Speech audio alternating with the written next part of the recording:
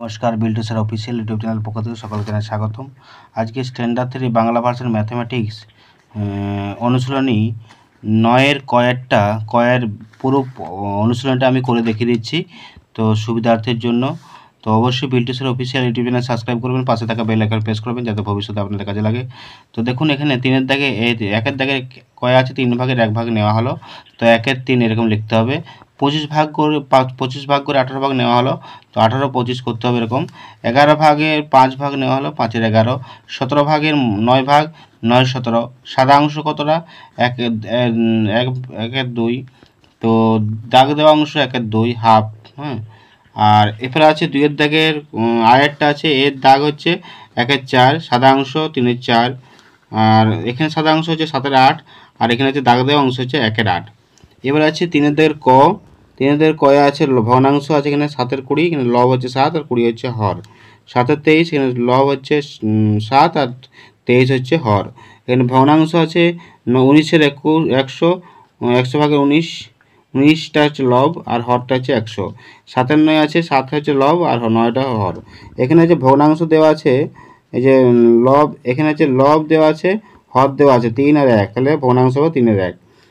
9 5 দেওয়া আছে, 9-এর 5। 11 7 দেওয়া আছে, 11 7 হবে। 19-এর 9 আছে, 19-এর 9 হবে। 50-এর 43 আছে, 50-এর 43 হবে। এখানে দেওয়া আছে যে কতগুলো ভগ্নাংশ দেওয়া আছে, এগুলো কোনগুলো প্রকৃত ভগ্নাংশ, কোনগুলো অপ্রকৃত ভগ্নাংশ দেখতে হবে। 3-এর 7, 7-এর 71 72, 71 72, 2-এর 3 আর 111 889 আর 15 17, আর এছাড়াও 6-এর 11। এখানে অপ্রকৃত ভগ্নাংশ হচ্ছে 6-এর 5, 3-এর 2, 50 47, 101 10।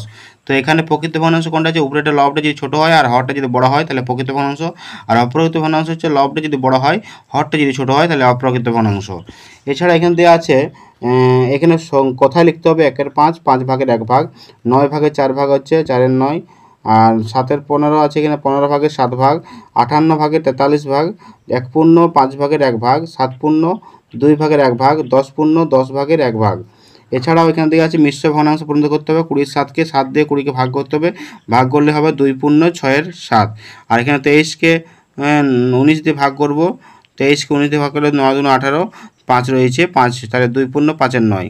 আর 2 দিয়ে 5কে ভাগ করব, 2 4 2 2 4, 2 2 4, তাহলে 1 বিয়োগ করলে 1 রয়েছে, তাহলে 2 পূর্ণ 1-এর 5।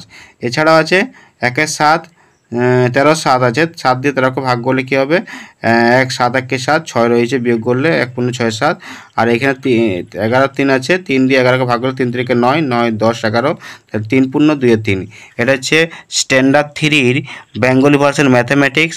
তার মোটামুটি এই যে অঙ্কগুলো আমি করে দিলাম। অবশ্যই সাবস্ক্রাইব করবেন, Biltu sir official YouTube channel পাশে থাকবেন। চলুন, টাটা, বাই বাই।